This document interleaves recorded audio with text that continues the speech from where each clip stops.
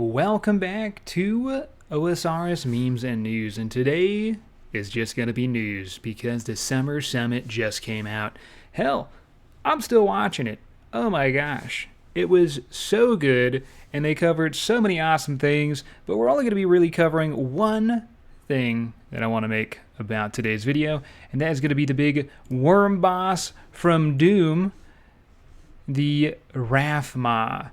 But here's everything they lined up on the roadmap for the next, I believe, 6 months? And we'll be covering everything on this list eventually. But if you want to watch what I have to say about it and a group of awesome people, feel free to go check out the OSRS podcast. Me, Bryce Cup, Rakesy, and our guest Flomple will be going deep into every nook and cranny of what they covered during the Summer Summit. Oh my God, so exciting. So excited. Look at that water, by the way. That's one of the things they covered was water mechanics. I guess not mechanics, but just the beautiful looking water in RuneScape coming to the game. Oh, so much. So much. But let's just dive in. What is Wrathmaw? Well, it's pretty much the worm from Doom, but it's a wilderness world boss. Only to be in the wild. To give you kind of a look at what it looks like. There's no real animations yet. This is all new. It might not even come into the game. But it will be this huge erupting worm that can only spawn on about 5 worlds, I believe, at a time. And it will just randomly spawn throughout the wilderness, bro. Here's what it kind of looks like even closer up. It's going to be huge. So you're going to need a bunch of people to come farm this boss. I believe it could spawn in singles or multi, so if you want to avoid clans, singles probably would be your best bet. But it is still in the early design phase, so not everything is out yet. But here's the spawning and the locations. All the red dots could be an area where it does spawn. So really anywhere, even at the very bottom, like it might even revive Edgeville. None in Lava Dragons, though, it seems, but it could be anywhere. Pretty much anywhere it could fit. There's going to be a big boss spawning. It can't just pop up in small locations. It's got to actually fit where it can be seen. So now we know how to find a boss spawn. It's time for you to consider all the important questions, like what are the rewards from Wrathmaw? Well, you're going to get his teeth. So, and there's 5 ways to get the teeth in this. So low rank, 31st to 60th in damage, you get a smaller amount. Medium, 11th to 30th in damage, and of course the higher ranks, 2nd to 10th, and then they got an MVP, and I believe it breaks it down. Right here, so MVP gets 20 teeth. The high contributors get 10, then 4, and then all the way at the 1. If you kind of contributed a participation trophy, you get a 1 tooth and a supply drop. 220 teeth in total, making these teeth kind of rare because you're going to have to be competing with a lot of people at this boss just to get these teeth. So it's going to be quite a grind to actually collect.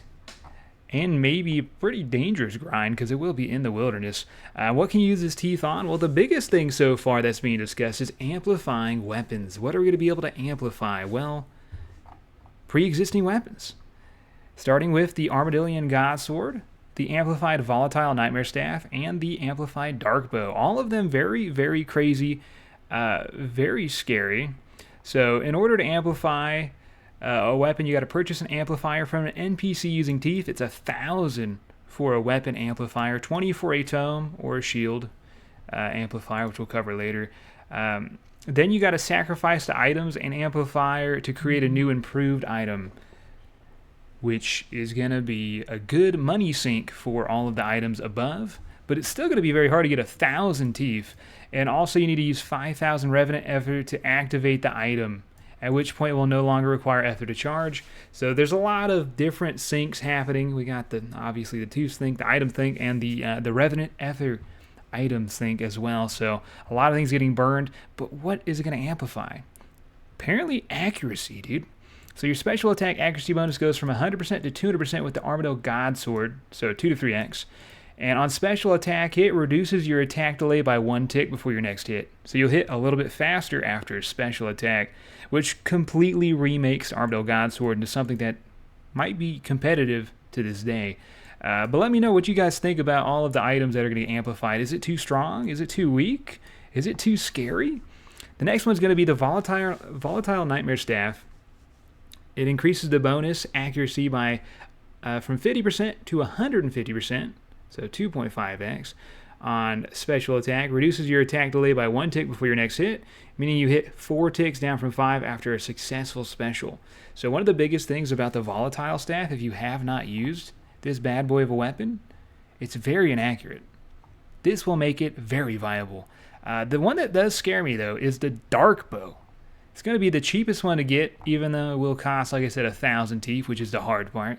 It will reduce the ticks from 9 to 6 ticks, 5 on a rapid, so a lot faster, and the special attack damage is uncapped. So, in maximum gear, you get a 52-52 or 54-54 if a Slayer Hell Eye while on a task. You could pretty much one-tap somebody without them being brewed down. I'm a little scared about this dark bow, but I'm going to let the community kind of go back and forth. I'm not really going to chime in too much. That does absolutely terrify me. The dark bow is a little different, though. It increases the attack rate. That means we'll have to fire 2 arrows every 5 ticks, equivalent to 1 arrow every 2.5 ticks. So the DPS goes up by a ton.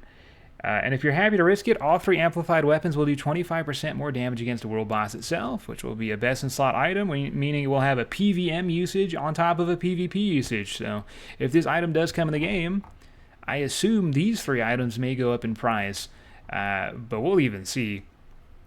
Next up, we have amplified tomes.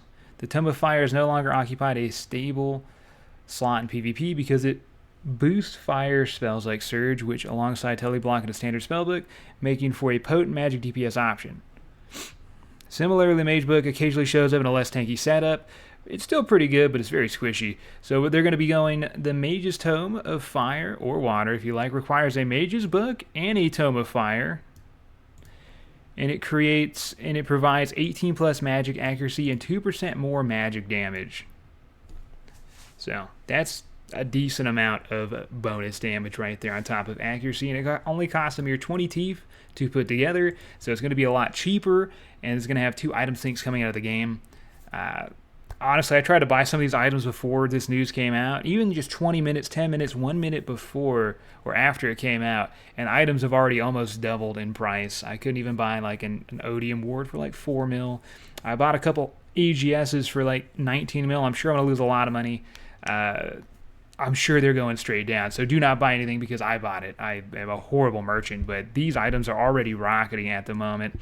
And the next up is going to be the Amplified Shield, combining every Odium shield together to make a very nice tribrid shield that you can wear in the wilderness called the Trinity Ward. Here are the stats on the Trinity Ward. I'll blow it up a little bit here. I know it's a little... There we go, dude. So, pretty good attack. Strength's great. All around, just a really decent weapon. 2 mage bonus as well. It has apparently the defensive and offensive stats of a dragon dagger, which is really good. And no negative defense bonuses or offense bonuses. Just not incredibly tanky, because it's not supposed to be. It's supposed to be an offensive breeding weapon, but that's pretty nice. It's a pretty nice ad. And that only costs 20 teeth to put together. So it's crazy. You go from 20 teeth to 1,000 teeth, bro. And remember, the teeth, the amount you get 20 teeth for being the MVP. You got to be the #1 damage dealer, dude. And we all know it's going to be solo mission for like the first 5 months. So good luck getting any teeth out here. And if you do, you might be able to afford some of these updates, dude. On top of that, Revenant Ether, you need 5,000 to charge a weapon. That's fine with me, honestly, dude. There's going to be Blighted Ceradon and Bruise that are dropped by the boss, so that's going to be kind of new.